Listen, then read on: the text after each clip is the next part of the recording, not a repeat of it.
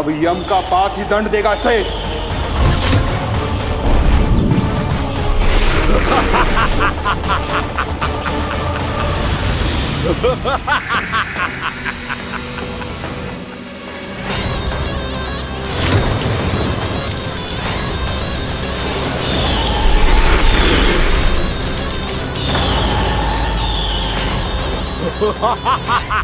तूने जल की धार को भले ही काट दिया हो दुष्ट, पर हिम में धार नहीं होती। अब मेरी हिम शक्ति तुझे जमा कर नष्ट कर देगी।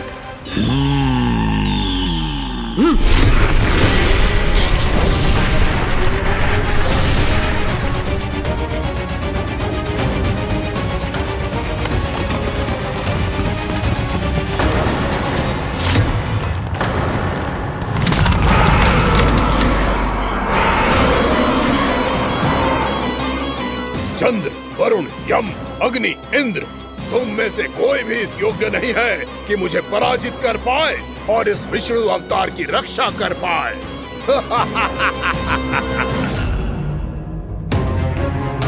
इस असुर को देवता कुछ ना बिगाड़ पा रहे हैं। अब क्या होगा खाना का? बकासुर, मैं अपनी किरणों की ताप से तुझे छलनी छलनी कर दूंगा।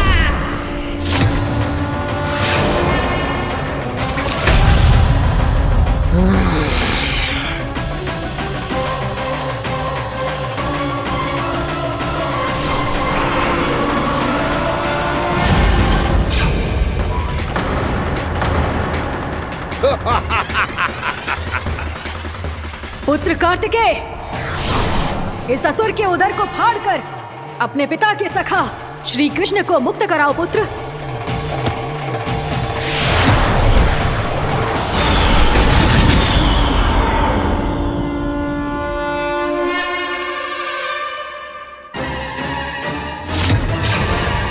मैंने कहा था, तुम में से कोई भी मेरा बाल भी बांका नहीं कर पाएगा।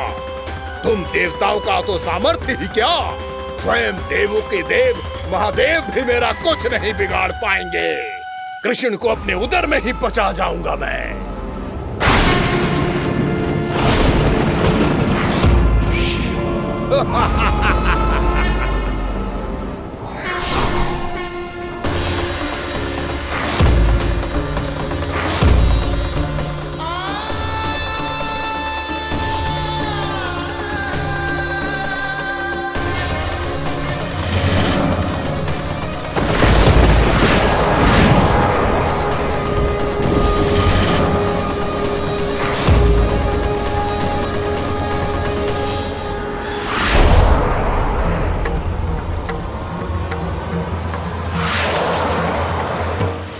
शिव शंकर का त्रिशूल है। एक ही बार में इस असुर का प्राण ले लेगा ये। हाँ, महादेव का त्रिशूल।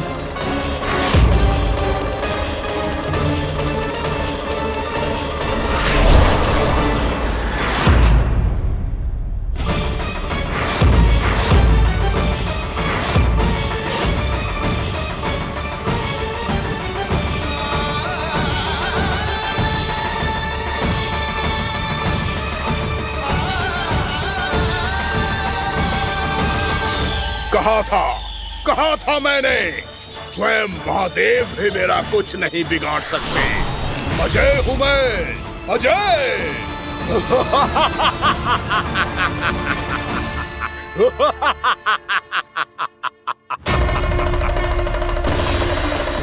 प्रभु, आपके त्रिशूल की महिमा तो अपरंपार है, तो फिर ये ठहर क्यों गया? आपने अपने त्रिशूल को वापस क्यों ले लिया महादेव? इस दुष्ट का संहार क्यों नहीं किया? क्योंकि इसकी मृत्यु मेरे हाथों नहीं, मेरे सखा नारायण के अवतार श्री कृष्ण के हाथों ही होगी, और यही विधि का विधान है। पर पिताजी, श्री कृष्ण तो इस असुर के उदर में फंसे हुए हैं, हम उन्हें मुक्त कैसे कराएंगे? ये उन्हें स्वयं ही मुक्त करेगा पुत्र। श्री कृष्ण अपने अपमान से क्रोधित नहीं होते, पर अपने भक्तों का अपमान वो क्षण भर भी सहन नहीं कर पाते। वकासुर यही भूल कर रहा है, हम सबका निरंतर अपमान करके वो उन्हें क्रोध दिला रहा है। वो ये नहीं जानता कि शीघ्र ही उन्हें अपने उदर में रख पाना उसके लिए असंभव हो जाएगा।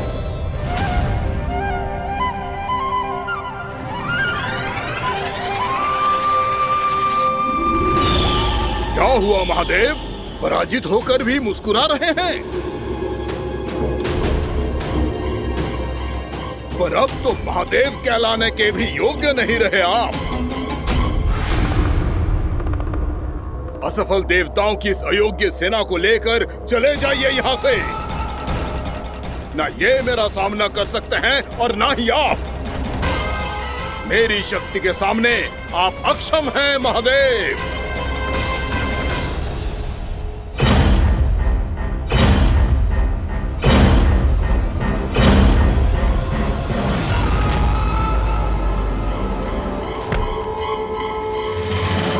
सुधा, जिस दुष्ट ने मेरे लल्ला को निगलो है ना, भीतर से जलेगो, छटपटाएगो, पीड़ा से कराएगो। जिस दुष्ट ने मेरे लल्ला को निगलो है ना, भीतर से जलेगो, छटपटाएगो, पीड़ा से कराएगो। ये क्या हो रहा है मुझे?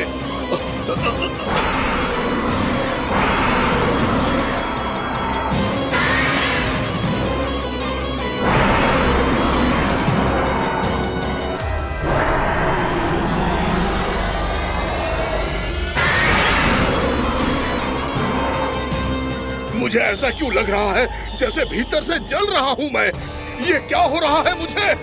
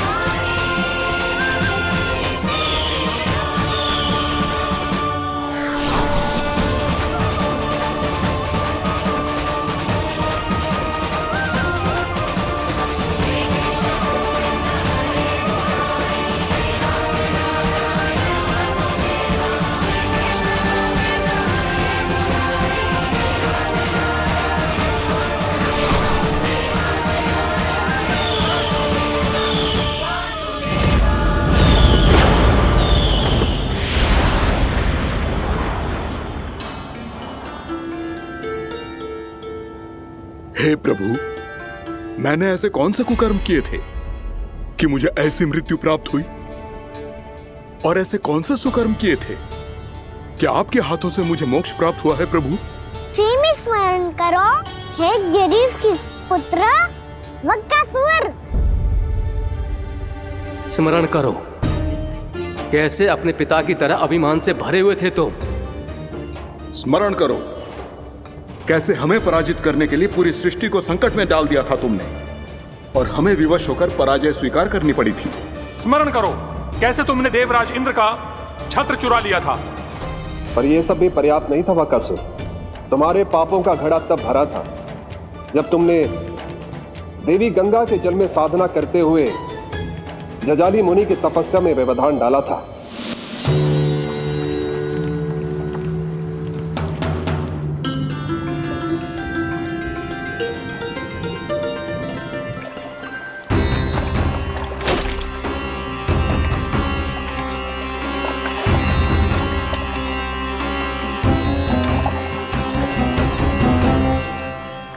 रुक क्यों गए चालक?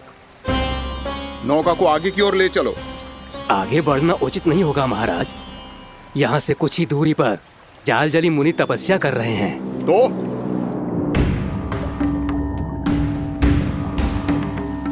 मेरे मत्स्य आखेट के क्षेत्र में इसने तपस्या करने की भूल की है। मेरे ही राज्य में मेरा कोई क्षेत्र मेरे लिए वर्जित हो, यह मुझे स्वीकार नहीं है। आपने पर्याप्त मत्स्य आखेट कर लिया है महाराज। यदि तुम इन मछलियों का आहार नहीं बनना चाहते हो, चुपचाप मेरी आज्ञा मानो। क्षमा, क्षमा महाराज।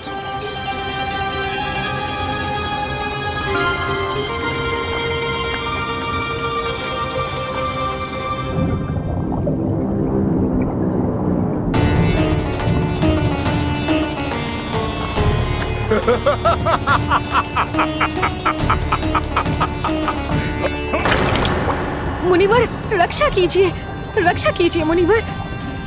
हमारे प्राण बचाइए मुनिवर, मुनिवर हमारे प्राण बचाइए।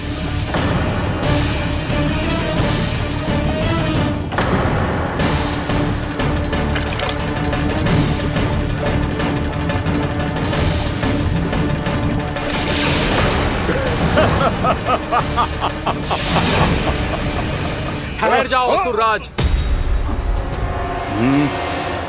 इन मछलियों को हानि ना पहुंचाओ। क्यों मुनि? अब मछलियां पकड़ने के लिए मुझे तुमसे आज्ञा लेनी पड़ेगी। तुमने तपस्या करने से पहले किससे आज्ञा ली थी? मां गंगा से, इस जल में रहने वाली सभी मछलियों से। इस उपकार के बदले इन सभी मछलियों को रक्षा करने का वचन दिया था। इसीलिए असुरराज, मैं शांति से कह रहा हूं, इस स्थान को अशुद्ध ना करो। चुपचाप यहां से चले जाओ, नहीं तो इसका परिणाम अच्छा नहीं होगा।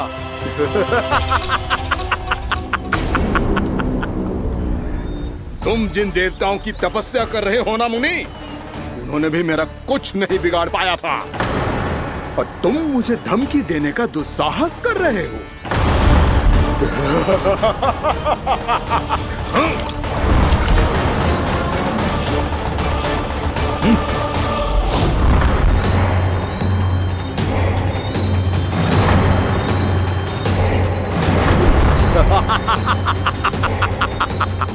मूर्ख, विचारों से तो तू राक्षस है ही, और स्वभाव से उस बगुले की तरह है जो भूख ना होने पर भी उन निर्दोष मछलियों को आहार बनाता रहता है।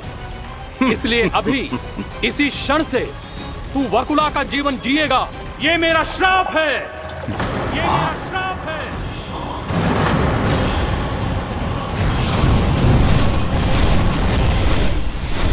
श्राप पाने के बाद तुम्हें आभास हुआ कि तुमने कितना बड़ा अपराध किया था, और तब तुम जजाली मुनि से क्षमा याचना करने लगे।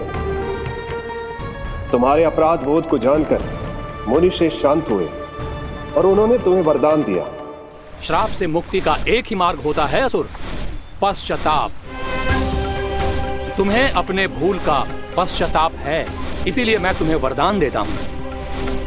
तुम्हें मेरे श्राप से मुक्ति अवश्य मिलेगी। स्वयं प्रभु श्री नारायण के अवतार इस बगुले के देह के बंधन से तुम्हें मुक्त करेंगे।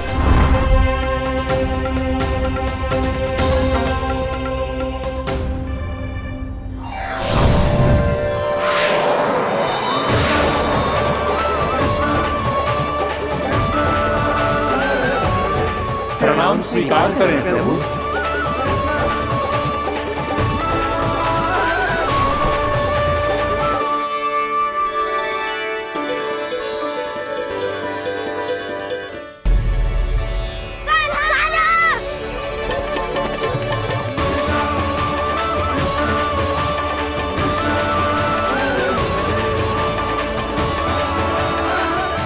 मुझे ना बताओ कि तुम सबने क्या देखो है, चाहे जो देखो है, बस मैया से कछु मत ही बताना।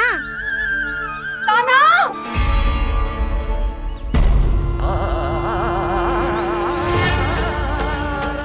कान्हा!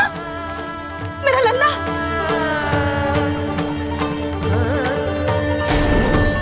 भानु बता रहा था तुझे कोई असुर पंछी निकल गया था। हाँ?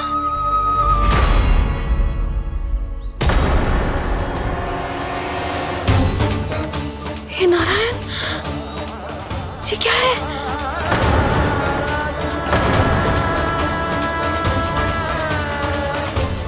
ये सब कैसे हुआ लल्ला? हाँ? कोई बताएगा मुझे ये क्या है?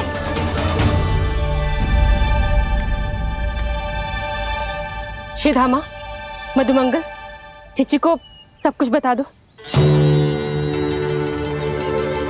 ये असुर पक्षी मुझे निगलने वाला था रानी भाभी, तभी अंतिम क्षण में कान्हा ने आके मुझे बचा लियो। और ये असुर पक्षी ने कही कि यह है वृंदावन का राजकुमार, नंदराज का लल्ला।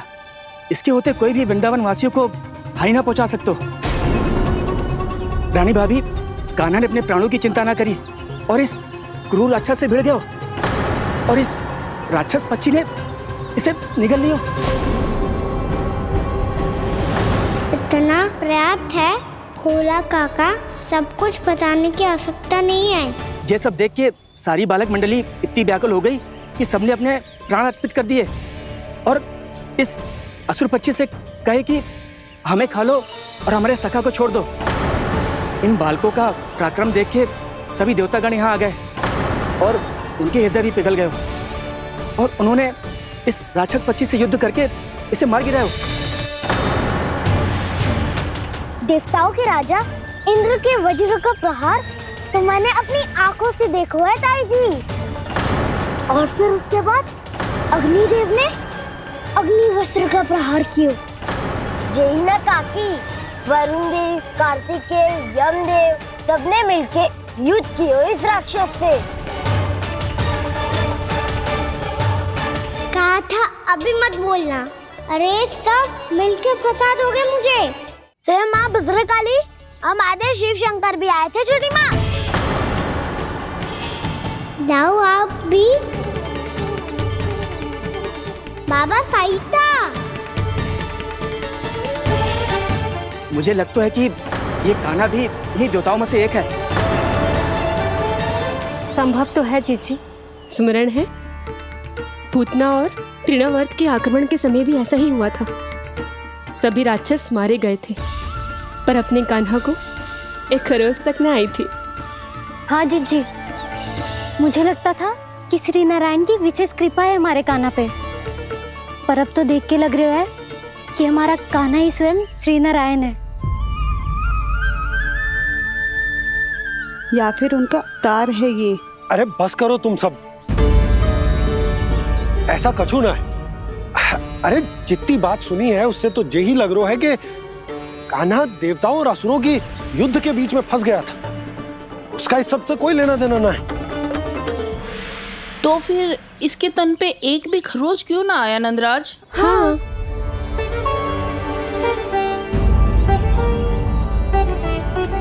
है काकी, खरच तो है।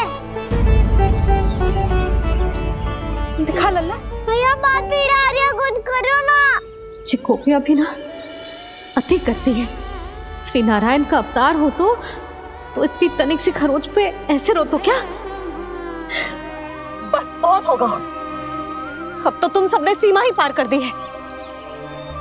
कभी से श्री नारायण बुलाते हो, कभी श्री नारायण का अवतार। तनिक कछु हो ना जाता है कि तुम सब कहानियां बुनने लगती हो। जे बस साधारण सा बालक है, मेरा लल्ला है जे, इसे भगवान मत ही बनाओ।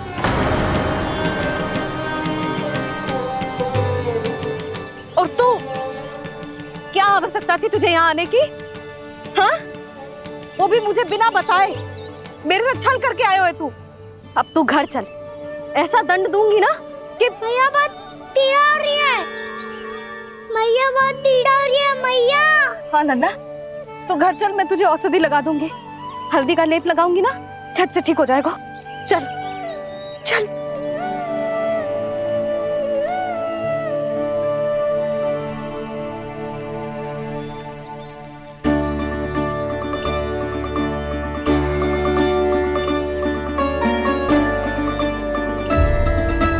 मैया बहुत पीड़ा हो रही है मैया। हाँ नन्ना, तू घर चल, मैं तुझे औषधि लगा दूंगी। हल्दी का लेप लगाऊंगी ना, झट से ठीक हो जाएगा। चल चल।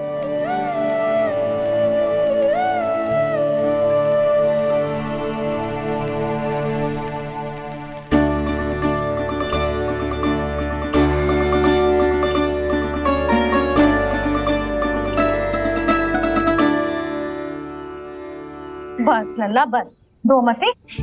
चल चल चल, आजा। अभी औषधि लगाऊंगी ना, तेरी सारी पीड़ा लुप्त हो जाएगी। आजा आजा, बैठ जा लल्ला। अभी आई मैं। हाँ,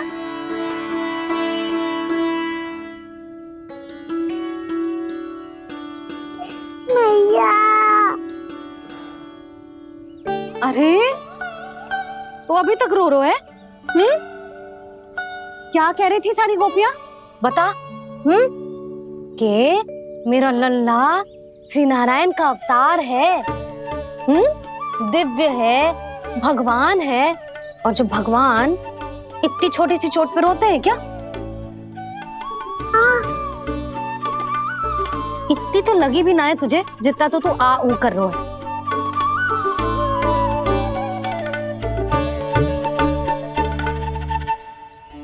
आओ ना, करूंगो। आप ऐसे दुलार थोड़ी करोगी। ओहो, वृंदावन का गौपालक जो इतनी छोटी सी चोट पे रोता है ना, गोप बालकों का मुखिया इतनी छोटी सी चोट पे रोता है। मेरा लल्ला तो सबसे शक्तिशाली है, जो इतनी छोटी सी चोट तो क्या बड़े बड़े राक्षसों से भी ना घबराता है। हाँ, एक बार में सबको समाप्त कर देता है कि ना? हाँ मैया, यदि कोई राक्षस वृंदावन की ओर टेढ़ी दृष्टि करके आएगा तो सबसे पहले कान्हा को सुरक्षा में खड़ा पाएगा, फिर चाहे जो बाल बन के आए या बगुला बन के।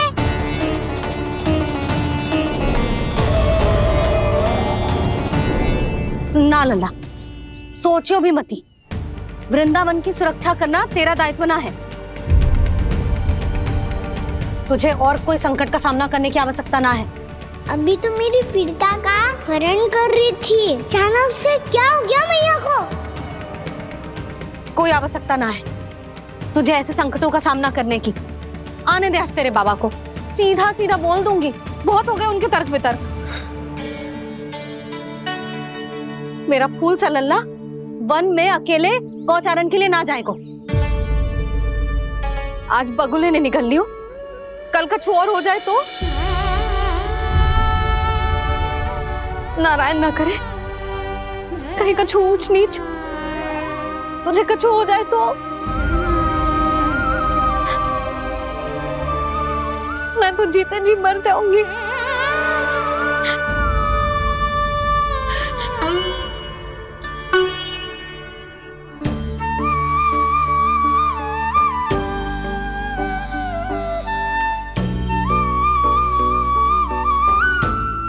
लल्ला की वीर मैया इतनी से बात तो रोती है क्या? क्या करूं कान्हा, तुझे ऐसे बार बार संकट के मुंह में जाते हुए ना देख सकती मैं। तो फिर मैया मैं वचन देता हूँ, आज के बाद मैं गौचारण के लिए तभी जाऊंगा जब आप आज्ञा दोगी। पक्का? छल ना करेगा ना मेरे साथ? मैंने कब छल करो मैया? अच्छा ठीक है, ना करूँ छल। यदि आपसे पूछे बिना बाहर निकलो तो तो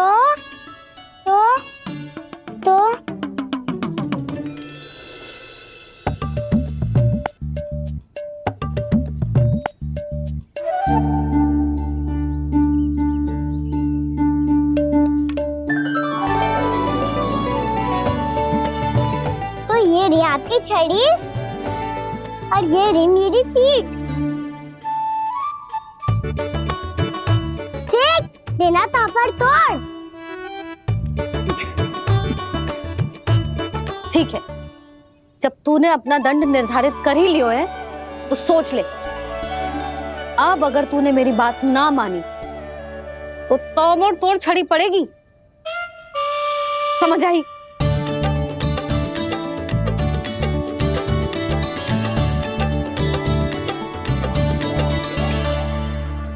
अच्छा ही है कि कान्हा कुछ दिन घर ही रहे। आज वन में जो हुआ है अवश्य कंस ने ही करवाए हुए वो सब।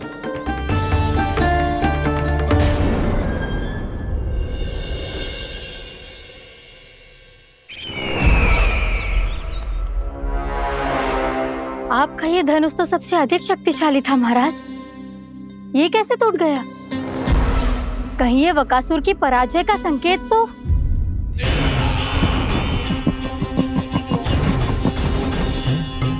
प्राप्ति, लगता है तुम्हें शुभ समाचार मिला नहीं। उस बकासुर ने उस विष्णु अवतार को जीवित ही निगल लिया है। अरे अब तक तो उस नन्हे से बालक को पचा भी चुका होगा वो। उसके तन में रक्त बनकर वो विष्णु अवतार और उसकी शक्तियां दौड़ रही होंगी। क्षमा कीजिए महाराज। क्षमा कीजिए, इस अशुभ से मुख से शुभ समाचार आने दो। माथे के बल को ढीला करो, चेहरे पर मुस्कान लाओ और कहो, महाराज, वृंदावन में मातम फैल चुका है। मैं ऐसा ही करता महाराज, यदि सूचना सत्य होती तो।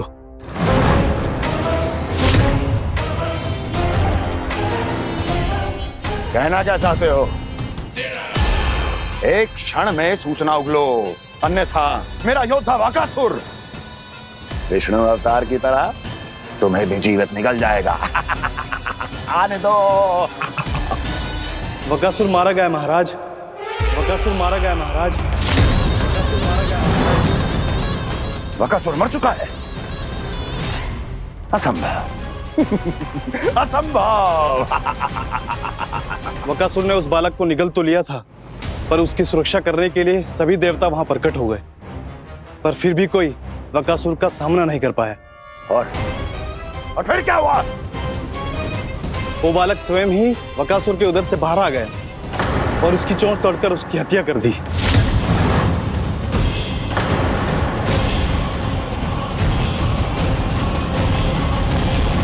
वन में बकासुर की चोंच टूट गई और यहाँ आपका ये धनुष।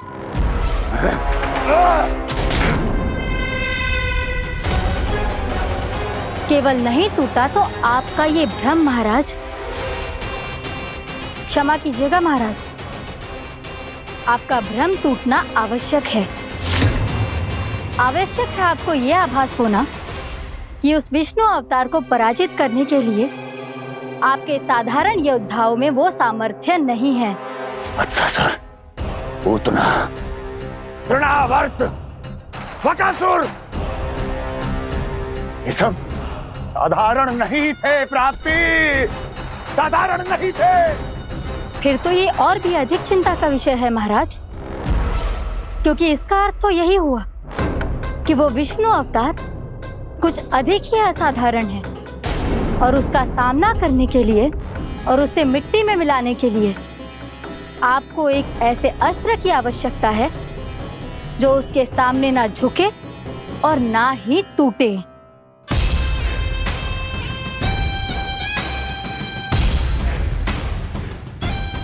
तो फिर मैं ऐसा ही अस्त्र ढूंढूंगा, चाहे आकाश पाताल एक क्यों ना करना पड़े मुझे।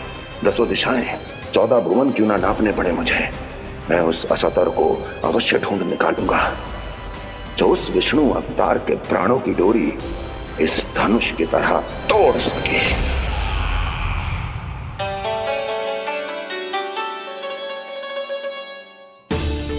थैंक्स पापा, मैंने मैया को वचन दिया है कि जब तक नहीं चाहेंगी मैं वन नहीं जाऊंगा। इसलिए आप मुझे मारने के लिए कोई शक्तिशाली असुर ढूंढने में व्यस्त रहो।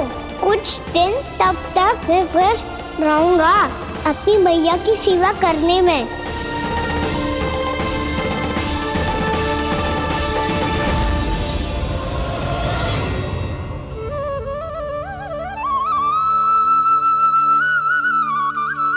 लो मैया, तुलसी जी को चढ़ाने के लिए जल।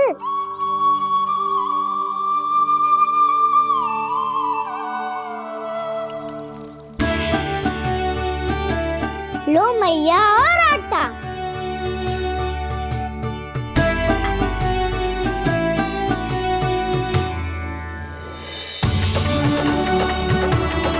लो मैया, बेलन।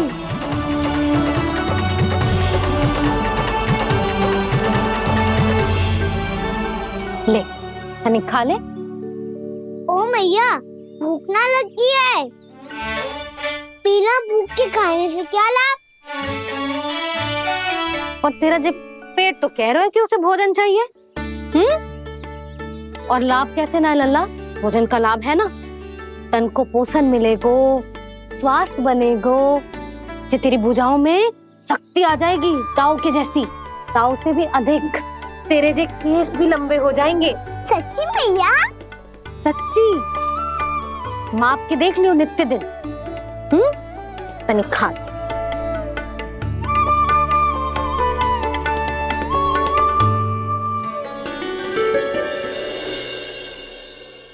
मान के मैया का कहना, छक के भोजन खाते हैं,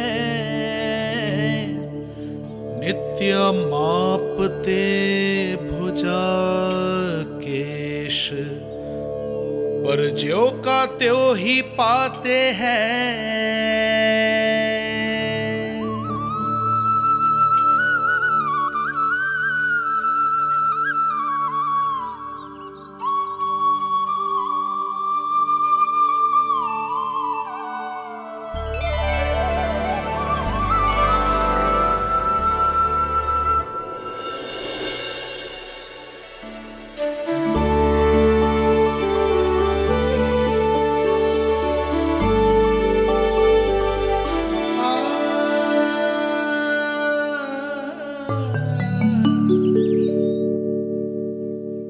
ले लल्ला, फल खा ले।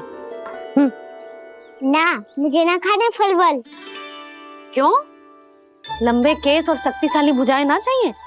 व्यर्थ है ये सब। पिछले 10 दिनों से देख रहा हूँ, ना केस लंबे हुए हैं, ना भुजाएं शक्तिशाली बनी है। 10 दिन में का चुनाव होने वाला। 10 सप्ताह ऐसे खाएगो ना, तब जाके कछु बदलाव दिखेगो। समझ आई? चल अब खा ले। वैसे भी मुझे बहुत सारी तैयारियां करनी है आज। इसीलिए मैया, एकादशी के व्रत के लिए लल्ला। सुनो जी, सारी सामग्री आ गई? हाँ, तुमने जो कही थी सब ले आए हूँ।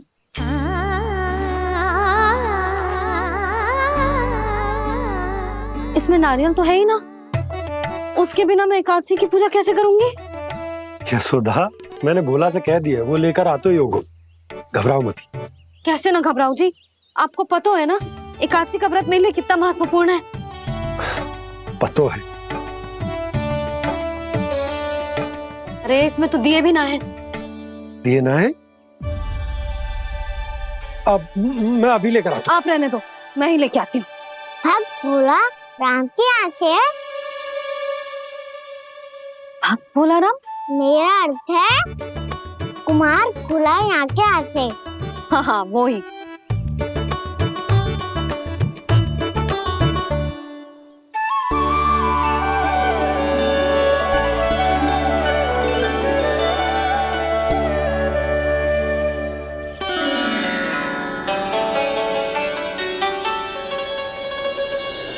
श्री हरि, श्री हरि, मेरे श्री हरि।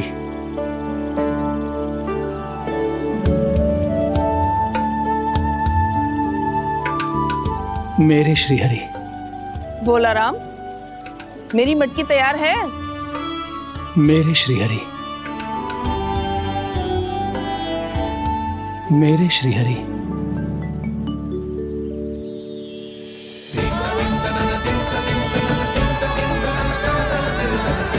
भोला राम,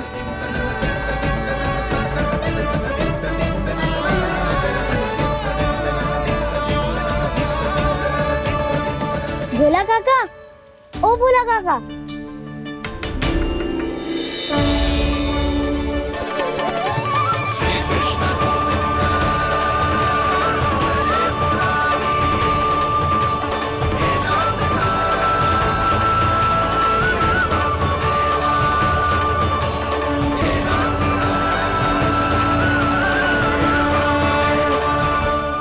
अरे श्री हरि प्रसन्न हो गए। मेरे श्री हरि आ गए, मेरे भगवान आ गए। मेरे श्री हरि आ गए, मेरे भगवान आ गए। मेरे श्री हरि आ गए, मेरे भगवान आ गए।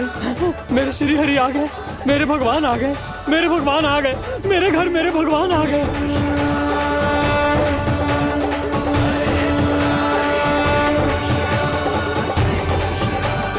मेरे घर आ गए, मेरे श्री हरि आ गए। हाँ, मेरे श्री हरि आ गए। जे तो बावले थे ही, अब बालकन को भी साथ में मिला लिए। उज्जवल क्या कर रहा है? अरे ठहर जा भोला।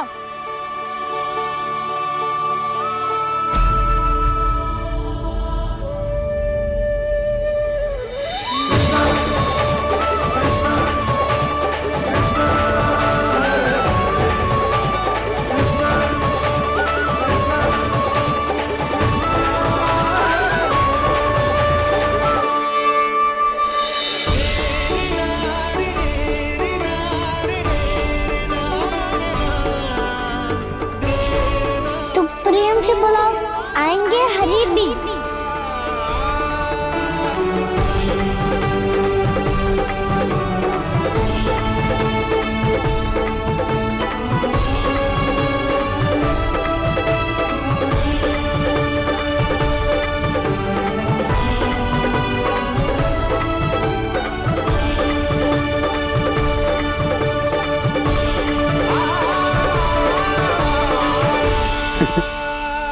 क्या वो गाना?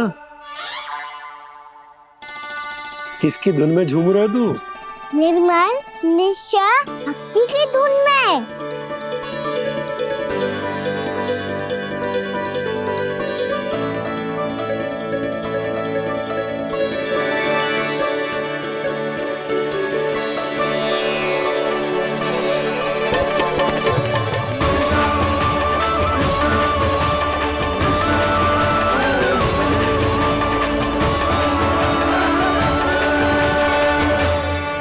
अरे क्या हो गया इन्हें?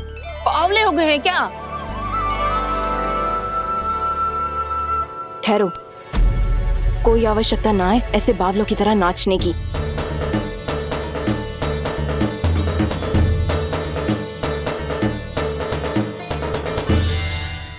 जे बावले ना है मौसी, भक्ति में रम गए। बस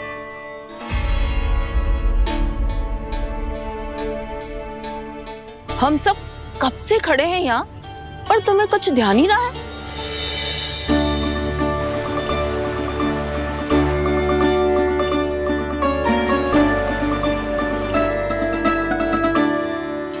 नाच गाने में ऐसे मगन हुए कि हमें देखा भी ना। मुझे नाचते हुए देख मेरे श्री हरि को इतना आनंद आ रहा था कि मैं अपने आप को रोक नहीं सका। और वैसे भी मेरे जन्म का एकमात्र उद्देश्य है श्री हरि की सेवा करना, श्री हरि को प्रसन्न करना। तुम बावले हो भोला राम, या हमें बावला बना रहे हो? श्री हरि और तुम्हें देख रहे हैं? हाँ, अभी वो यहीं थे, देख रहे थे। भोला काका, आपने भी ना अति कर दी। अब हमें भी बताओ तनी, कहाँ थे श्री हरि?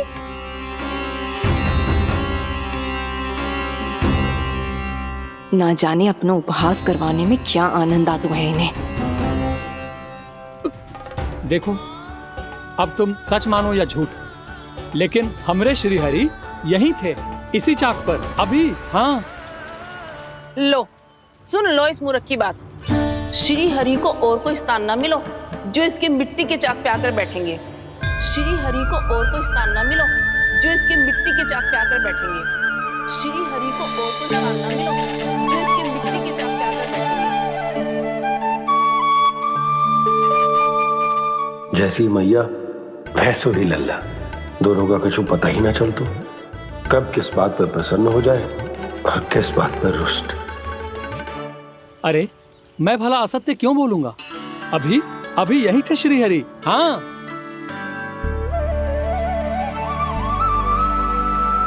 हाँ, जैसे श्री हरि को तो कोई कार्य है ही ना, वो तो आतुर होके बैठे रहते हैं कब तुम हरि हरि बुलाओ और वो दौड़े चले आए। भगवान तो भक्तों के पास आने के लिए सदैव आतुर रहते हैं, बल्कि सत्य तो यह है कि भक्तों के मन में ही निवास करते हैं भगवान।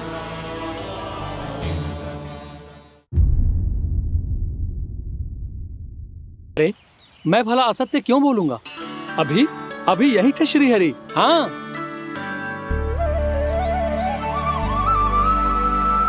हाँ, जैसे श्री हरि को तो कोई कार्य है ही ना, वो तो आतुर होके बैठे रहते हैं कब तुम हरि हरि बुलाओ और वो दौड़े चले आए। भगवान तो भक्तों के पास आने के लिए सदैव आतुर रहते हैं, बल्कि सत्य तो यह है कि भक्तों के मन में ही निवास करते हैं भगवान। भगवान तो भक्त के पास आने के लिए सदैव ही आतुर रहते हैं शंकरी मौसी। बल्कि सच्ची बात तो ये है कि भगवान हमारे मन में ही निवास करते हैं। कम से कम तू तो इसे बढ़ावा मत दे जशोदा। जब देखो जब हरि नाम की रट लगाए रहते है। हरि बोलते बोलते ऐसो बावलो होता है कि सारा कार्य भूल जाता है। 2 दिन से अपनी मटकी के लिए चक्कर काट रही हूँ। अभी तो एक चक्कर और लगाना होगा आपको। आपकी मटकी तैयार हो गई है, अभी लाता हूँ।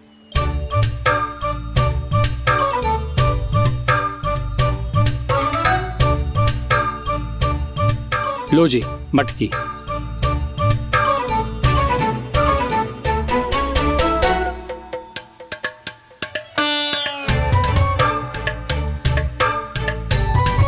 इस कच्चे मटके का क्या करूं मैं? हाँ? पर इसे तो मैंने भट्टी में पकाया था। अब तू ही देख ले कितना ध्यान रहता है इस कार्य पे। और कह तो है कि श्री हरि आते हैं इससे मिलने। हाँ, आते हैं और आगे भी आएंगे हमारे श्रीहरि हमसे मिलने। और आके मोक्ष देंगे, है ना? मांगूंगा तो मोक्ष भी दे देंगे, मांगूंगा तो मोक्ष भी दे देंगे, मांगूंगा तो मोक्ष भी दे देंगे। अभी तो ये बता कि तू मुझे मेरी मटकी कब देगो? और मेरी मांग कब पूरी करोगे भोला राम जी? मेरो घड़ा मेरे दिए तो तैयार है ना? कल एकादशी की पूजा और व्रत के लिए। एकादशी का व्रत? हाँ, एकादशी का व्रत। इसे करने से श्री हरि बहुत प्रसन्न होते हैं। अच्छा, फिर तो अभी लाया।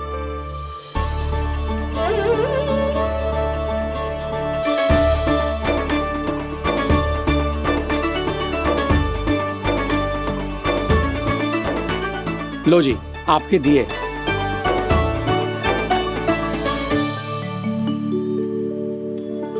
और जो हमने मांगा है वो? बाकी सब शेष द्वादशी के दिन मिलेगा, क्योंकि कल मैं भी एकादशी का व्रत रखूंगा, क्योंकि कल मैं भी एकादशी का व्रत रखूंगा, क्योंकि कल मैं भी एकादशी का व्रत रखूंगा।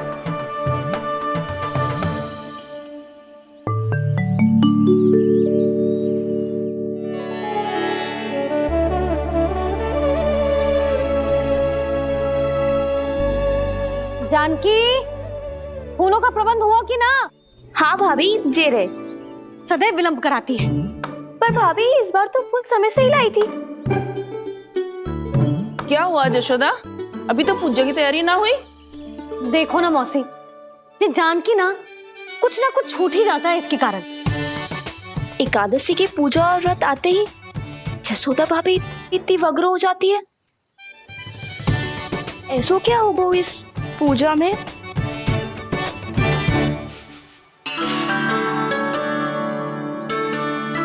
ये थाली में रोली चंदन रखने से, दिया जलाने से के होगो? आपको पता भी है एकादशी का व्रत क्यों रखते हैं? क्या महत्व है इसका? लो, जे तो मैं जसोमती रानी से पूछना भूल ही गया।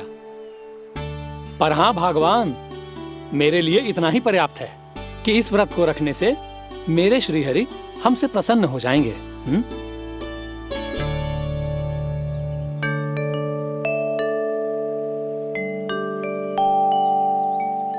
नारायण ही जाने ऐसे कैसे पूजा करते हैं जे श्री हरि की एक मूर्ति तक ना है इनके पास।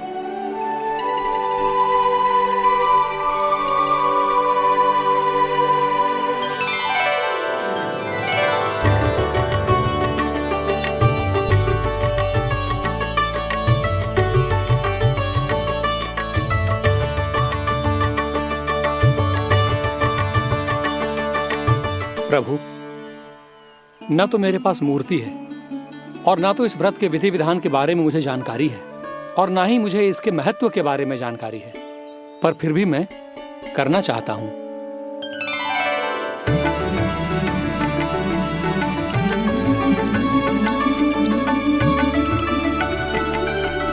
इसीलिए मैं दृढ़ संकल्प लेता हूं, पूरी निष्ठा के साथ, श्रद्धा के साथ और पूरी आस्था के साथ मैं इस व्रत को संपन्न करूंगा।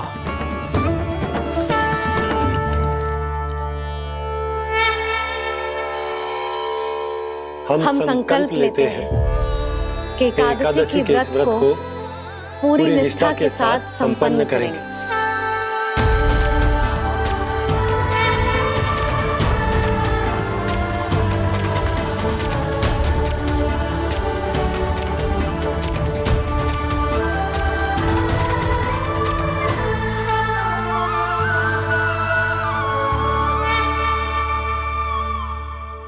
तुलसी जी के पत्ते तो है ही ना। श्री नारायण को तुलसी जी के पत्ते के बिना भोग ना चढ़तो है। जानकी, तुलसी के पत्ते कहाँ हैं? भाभी, मैं तो कब से यही पूछना चाह रही थी कि तुलसी के पत्ते लाऊं क्या, पर आप तो व्यस्त थी ना। तुझे कितनी बार समझाओ है ना, यदि तेरे कछु करने से किसी और की कोई हानि ना हो रही हो या किसी के अच्छे कार्य में सहायता हो रही हो तो मुझसे आज्ञा लेने की आवश्यकता ना है। समझ गई भाभी, आगे से जाना उनको। ले अभी लेकर आती हूँ।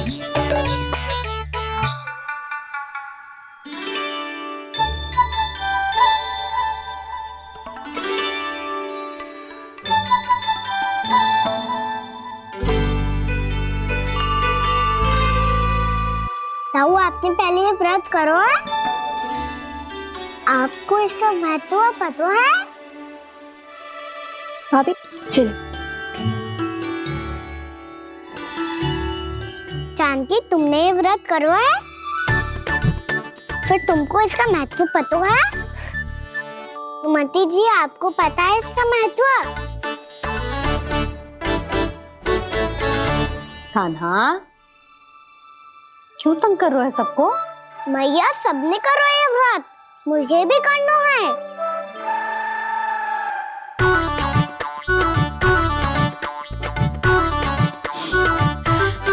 ये व्रत केवल बड़ों के लिए होती है लल्ला। जब आप ये व्रत कर सकती हो, बाबा कर सकते हैं, ये सारी गोपियां कर सकते हैं, वो भी कर सकते हैं, तो मैं क्यों ना कर सकता? क्योंकि तू कल तक भूखा ना रह पाएगा लल्ला। जब भक्त रह सकते हैं, फिर मैं क्यों नहीं रह सकता? मेरा अर्थ है कि नारायण के भक्त मैया, मैया मान जाओ ना, मुझे करने दो ना ये व्रत। अपनी लल्ला पे आप विश्वास ना है आपको? विश्वास है। अच्छा ठीक है, तू भी कर ले।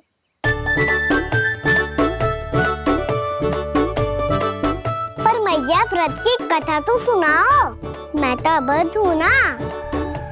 मुझे कैसा पता चलेगा कि ये व्रत करते क्यों हैं?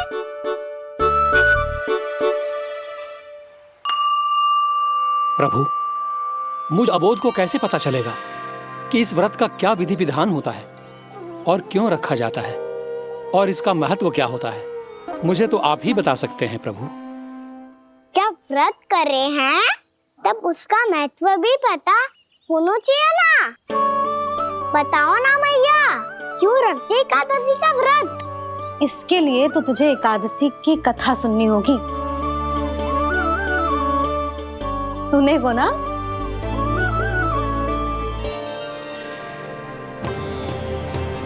वसुदेव सुतं देवं कंसचाणूरमर्दनम् श्रीहरि, यशोद परमानन्दम् कृष्णं वन्दे जगद्गुरुम्। वाह प्रभु, अपने भक्तों को एकादशी व्रत का महत्व समझाने का अच्छा उपाय खोज निकाला है आपने।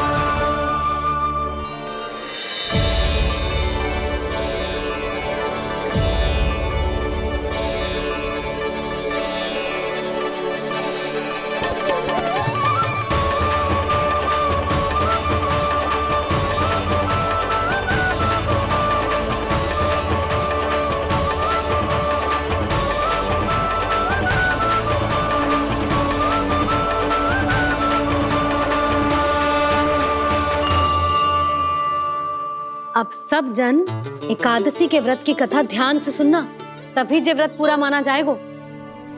समझो लल्ला?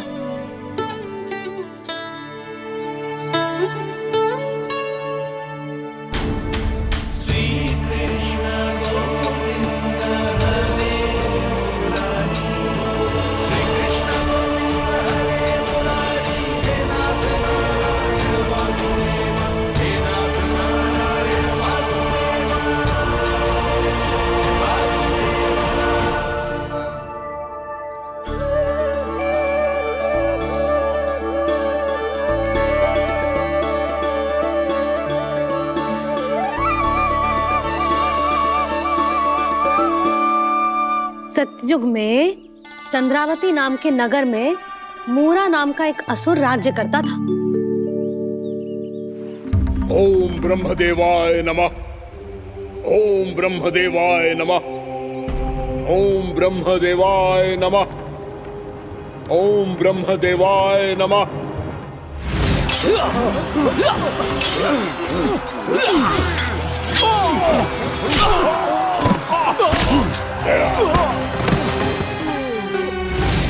ओम ब्रह्मदेवाय नमः। ओम ब्रह्मदेवाय नमः। जब उसने देवताओं के हाथों असुरों की पराजय देखी, तब वो वरदान पाने के उद्देश्य से ब्रह्मा जी की तपस्या करने चला गया।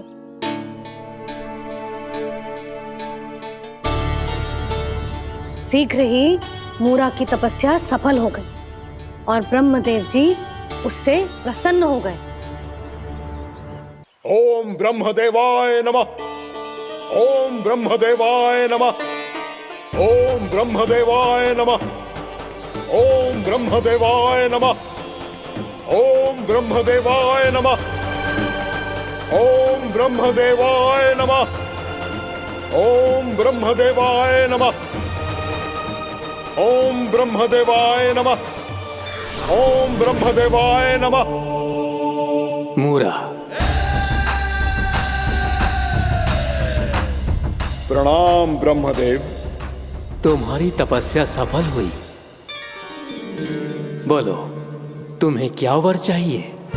सृष्टि के रचयिता ब्रह्मदेव, कृपया मुझे ऐसा वरदान दीजिए जिसकी सहायता से मैं त्रिलोकी विजयी बन जाऊं और कोई देवता मुझे पराजित ना कर सके। यहां तक कि देवताओं के रक्षक, सृष्टि के संचालक भगवान श्री विष्णु के लिए भी मैं अपराजय रहूं। तथास्तु, तथास्तु, तथास्तु। प्रणाम ब्रह्मदेव।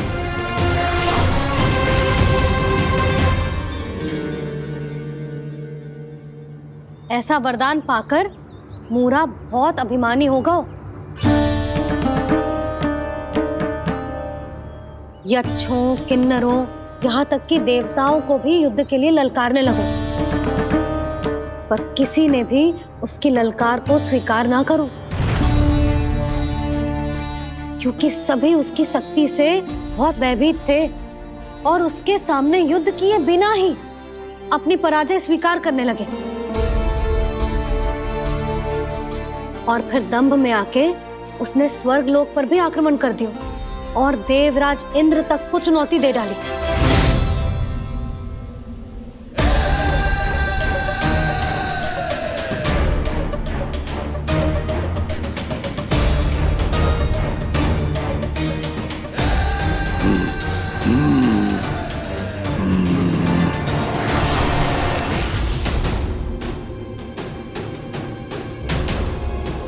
मैं प्रतीक्षा कर रहा हूं देवराज, क्या उत्तर है तुम्हारा?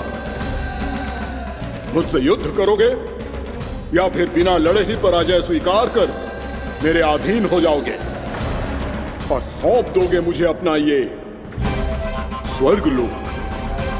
सारी शक्ति तुम्हारे मुख में है या कुछ बाहुबल भी है तुम्हारे पास? मैं तुम्हारी चुनौती स्वीकार करता हूं मूरा, मैं तुम्हारी चुनौती स्वीकार करता हूं मूरा।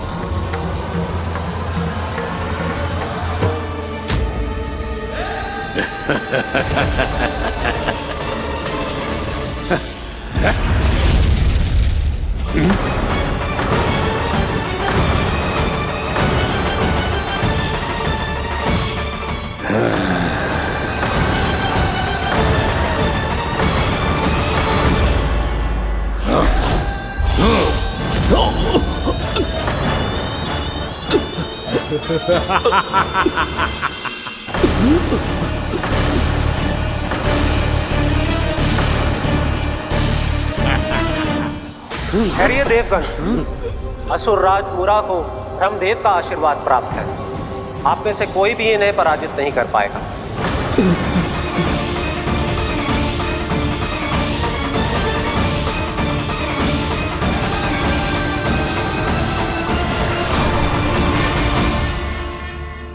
एक अवसर और देता हूं देवराज, युद्ध या अधीनता, क्या उत्तर है तुम्हारा देवराज?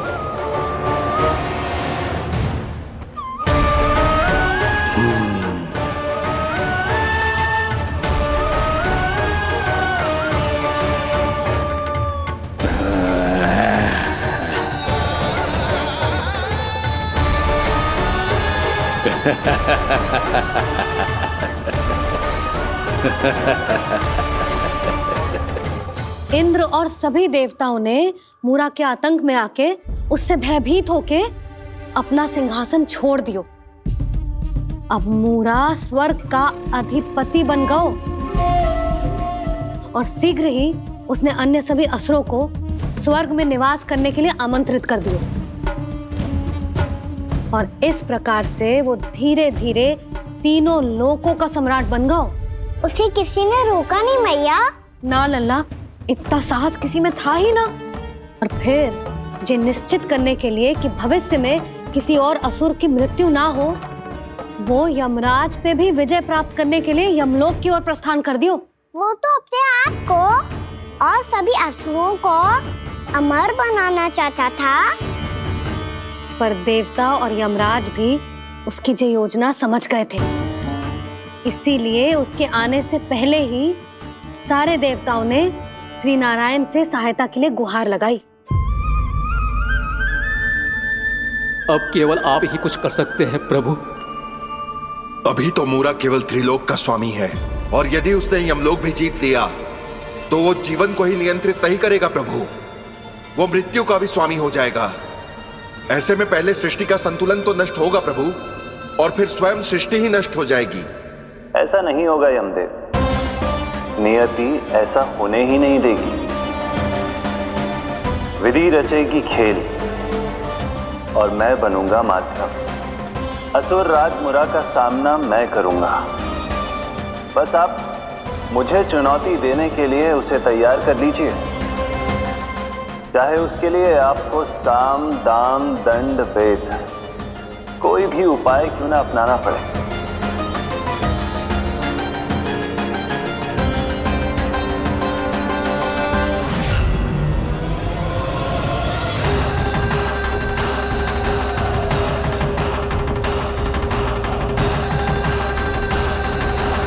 आप तो मेरी प्रतीक्षा में पहले से ही खड़े हैं यमदेव। तब तो आपने मेरी चुनौती के बारे में भी सुना ही होगा। कहिए, क्या उत्तर है आपका? मेरा स्वागत करके अपना राज्य त्यागेंगे या मेरा सामना करके अपने प्राण? असुर राज मुरा का सामना मैं करूंगा। बस आप मुझे चुनौती देने के लिए उसे तैयार कर लीजिए, चाहे उसके लिए आपको साम दाम दंड भेद कोई भी उपाय क्यों ना अपनाना पड़े।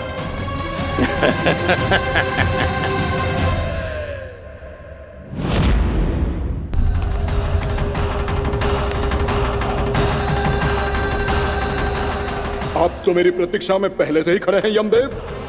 तब तो आपने मेरी चुनौती के बारे में भी सुना ही होगा।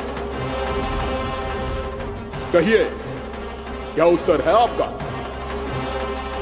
मेरा स्वागत करके अपना राज्य त्यागेंगे या मेरा सामना करके अपने प्राण? हे असुर श्रेष्ठ, मैं आपकी अधीनता स्वीकार करने के लिए तैयार हूं। बस एक विनती है मेरी। शर्त को विनती का नाम देकर पहलाना चाहते हो मुझे यमराज? असुर राज मूरा के सामने शर्त रख पाओ, इतना सामर्थ्य नहीं है तुम में। इसका आभास है मुझे असुरराज, पर मैं आपकी अधीनता स्वीकार करूं इससे पहले आपको स्वामी धर्म का पालन करना होगा। मेरे पुराने स्वामी के क्रोध से मेरी रक्षा करनी होगी आपको। कौन है तुम्हारा पुराना स्वामी? भगवान श्री नारायण। और छोटी माँ मूरासुर को तो श्री नारायण से भी रक्षा का वरदान प्राप्त था ना? यही तो श्री नारायण की लीला थी बलराम। पर वो राक्षस अपने दम में जे समझ ही ना पाओ कि वो क्या भूल करने जा रहा है। अब पहुंच गो भगवान श्री नारायण को चुनौती देने के लिए।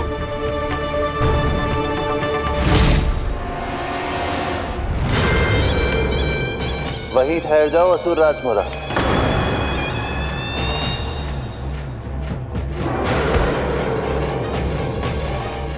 यहाँ क्यों आए? आपको पराजित करने और ये वैकुंठ जीतने, ताकि मैं यमलोक का स्वामी बन सकूं। फिर आओ, युद्ध भूमि में मेरा सामना करो।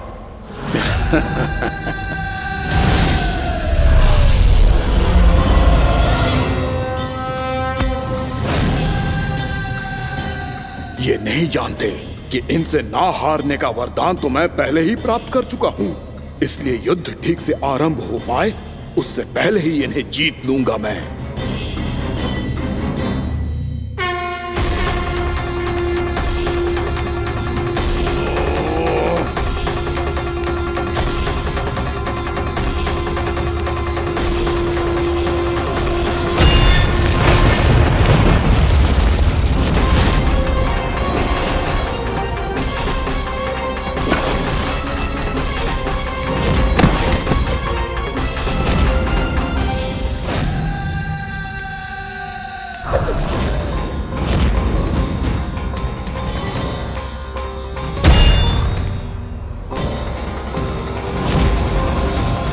और इस प्रकार ये युद्ध वर्षों वर्षों तक चलता रहो। दोनों योद्धा पूरे ब्रह्मांड में अनेक अस्त्रों शस्त्रों के साथ युद्ध करते रहे।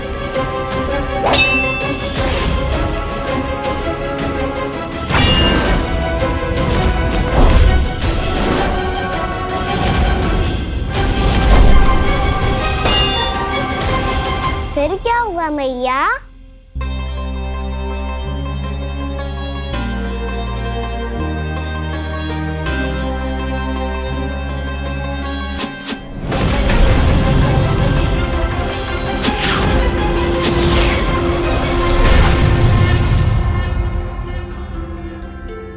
उस युद्ध को कभी समाप्त हुआ हो, पर कैसे?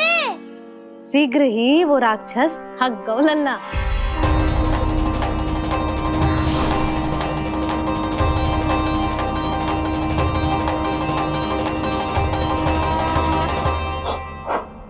खड़े खड़े देख क्या रहे हैं नारायण? आक्रमण कीजिए, वध कर दीजिए मेरा।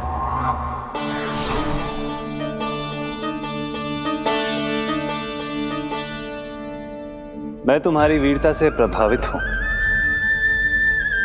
इसीलिए इतनी थकान की स्थिति में मैं तुम जैसे वीर पर आक्रमण नहीं करूंगा।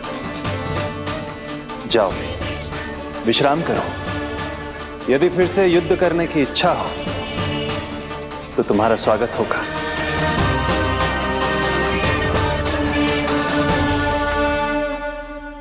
जे कह के श्री नारायण बद्रिका आश्रम चले गए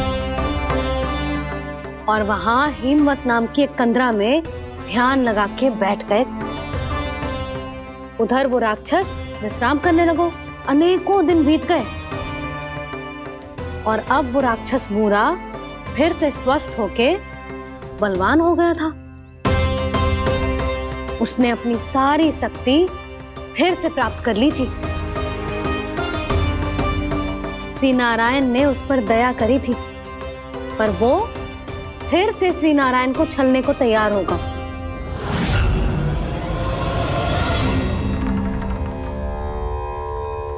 ध्यान में बैठे बैठे श्री नारायण योग निद्रा में चले गए, पर दुष्ट मूरा इसी अवसर का लाभ उठा के उनकी कंदरा में घुस आयो ताकि वो सोते हुए श्री नारायण पे आक्रमण कर सके।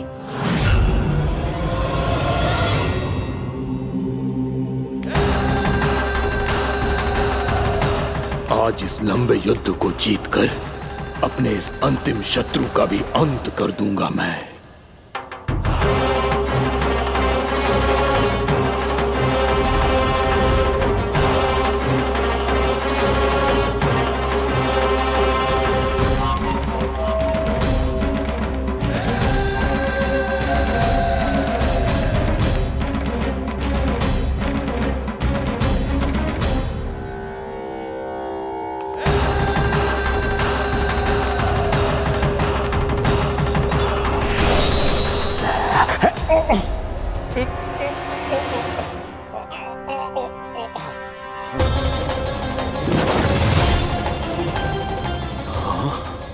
दुष्ट राक्षस,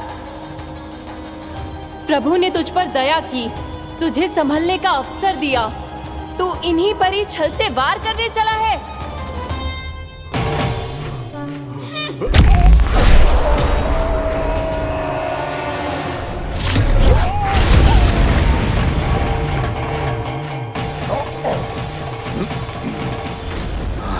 मैं अजय हूँ, मुझे कोई पराजित नहीं कर सकता। ब्रह्मा का वरदान है मुझे। तूने नारायण से अपराजय होने का वरदान मांगा था मूर्ख, उनकी शक्ति से नहीं। ध्यान से देख, मैं तेरी मृत्यु हूँ, मृत्यु।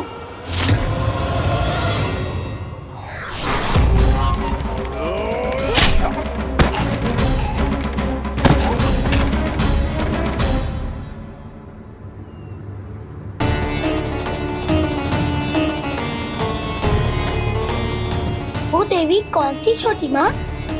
और कौन बलराम, वो ही तो थी देवी एकादशी।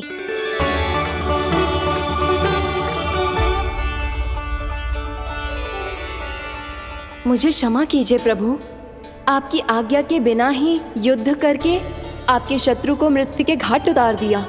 क्षमा नहीं, आपकी तो प्रशंसा होनी चाहिए देवी। असुर राज को मारकर आपने सभी देवताओं को मुक्त करवाया है। इस पापी के अहंकार से तीनों लोकों की रक्षा की है आपने। आप एकादशी की तिथि पर मेरी एकादश इंद्रियों से उत्पन्न हुई हैं। इसीलिए मेरे सभी भक्त आपको उत्पन्न एकादशी के नाम से जानेंगे। सभी तिथियों में आपका स्थान सर्वश्रेष्ठ होगा। जिस तरह आपने राक्षस के आक्रमण से मेरी रक्षा की है, उसी प्रकार एकादशी के दिन व्रत करके जो भी भक्त आपकी कथा सुनेगा, मैं स्वयं उसकी रक्षा करूंगा। जो आपकी पूजा करेगा उसे मेरी विशेष कृपा प्राप्त होगी और उसके साथ साथ उसे मिलेगा धन, सिद्धि और मोक्ष।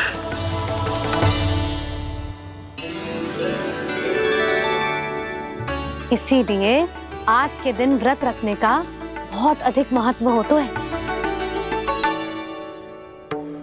बोलो एकादशी मैया की जय। बोलो श्री नारायण भगवान की जय।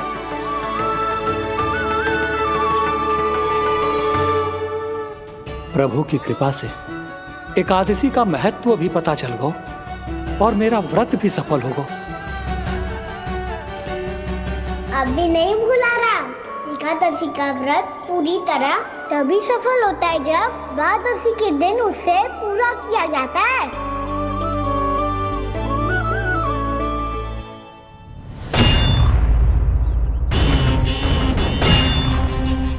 आवश्यक है आपको यह आभास होना कि उस विष्णु अवतार को पराजित करने के लिए आपके साधारण योद्धाओं में वो सामर्थ्य नहीं है।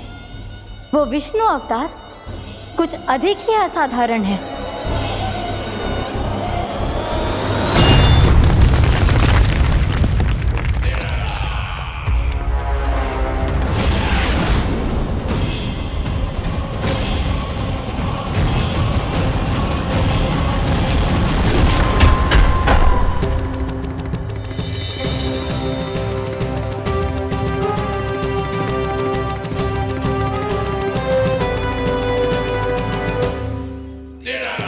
अब मैं दिखाऊंगा उस विष्णु अवतार को असाधारण शत्रु क्या होता है।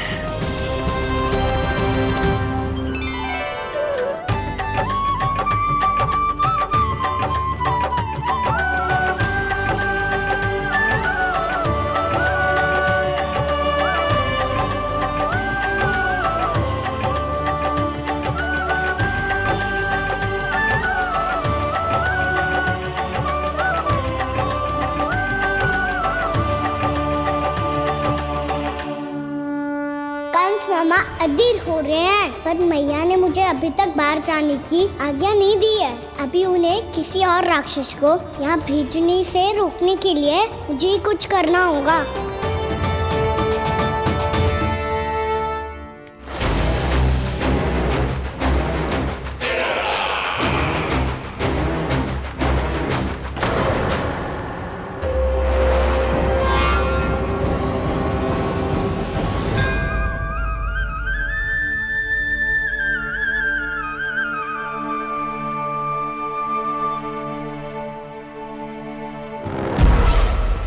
कौन हो तुम? बचपन से ही मुझे मारने का सपना देख रहे हैं, सिर्फ मुझे ही नहीं पहचानते।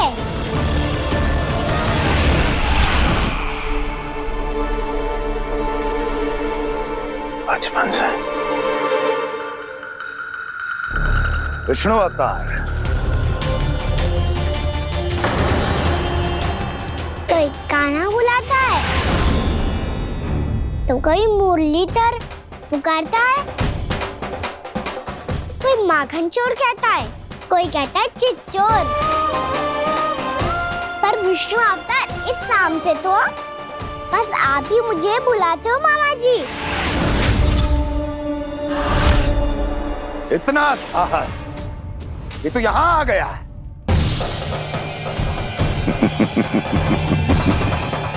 यहां आ तो गया तू विष्णु अवतार, किंतु यहां से जीवित नहीं जाएगा। तेरे शीश को तेरे धड़ से अलग कर दूंगा मैं।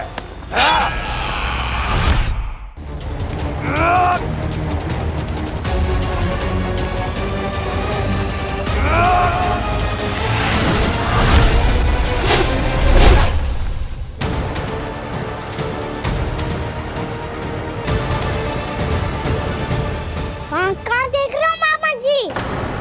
मैं तैयार हूँ।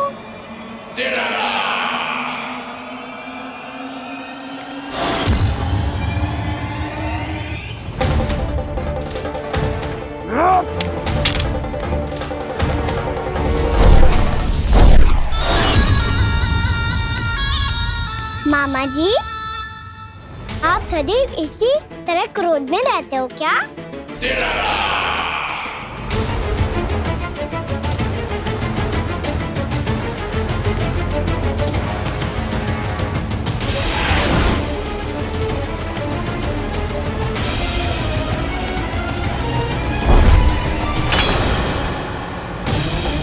छोड़ छोड़ मेरी तलवार को। छोड़ो तो तब जब पकड़ा हूँ।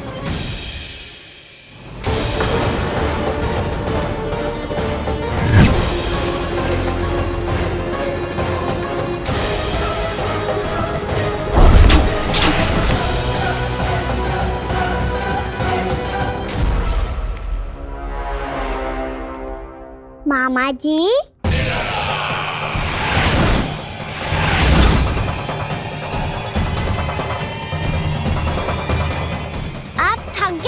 थोड़ा विश्राम कर लो। आपका तो पता नहीं, मैं अवश्य थक गया हूँ।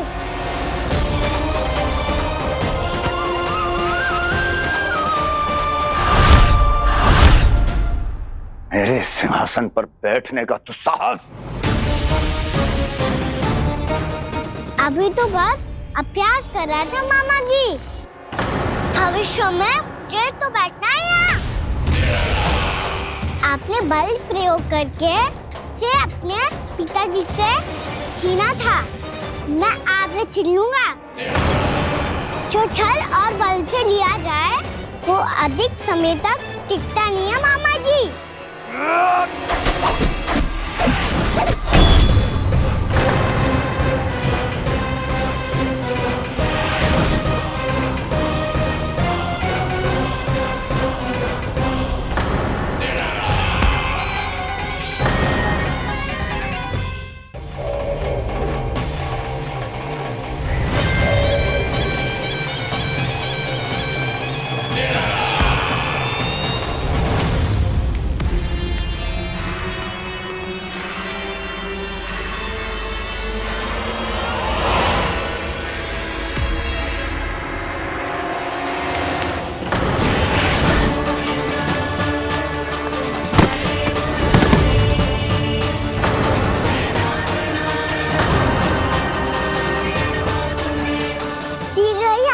सिंहासन छोड़ना होगा।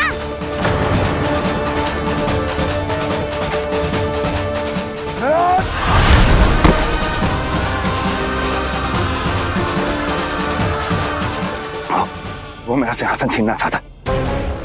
वो आ रहा है, वो आ रहा है। सैनिकों! दुर्जन, बंद कर दो सभी द्वार और झरों के, सब के सब। इसकी हर संभावना पर इतना कड़ा पहरा बिठा दो कि ना तो कोई महल के भीतर आ सके, ना तो बाहर जा सके। मुझे महल की चप्पे चप्पे की सूचना चाहिए। जाओ।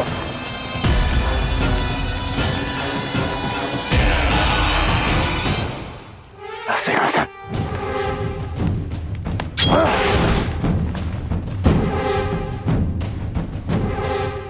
अब आ, दुष्ट मायावी, ए छलिया विष्णु अवतार, मैं कंस तेरी प्रतीक्षा कर रहा हूँ। देखता हूँ मेरे सिंहासन पर कैसे बैठता है तू। मुझे तो बस कुछ समय चाहिए था, वो मिल गया। अब करते रहिए आप प्रतीक्षा।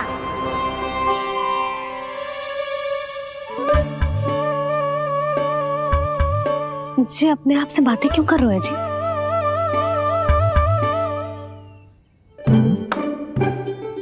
आप मुस्कुरा क्यों रहे हो?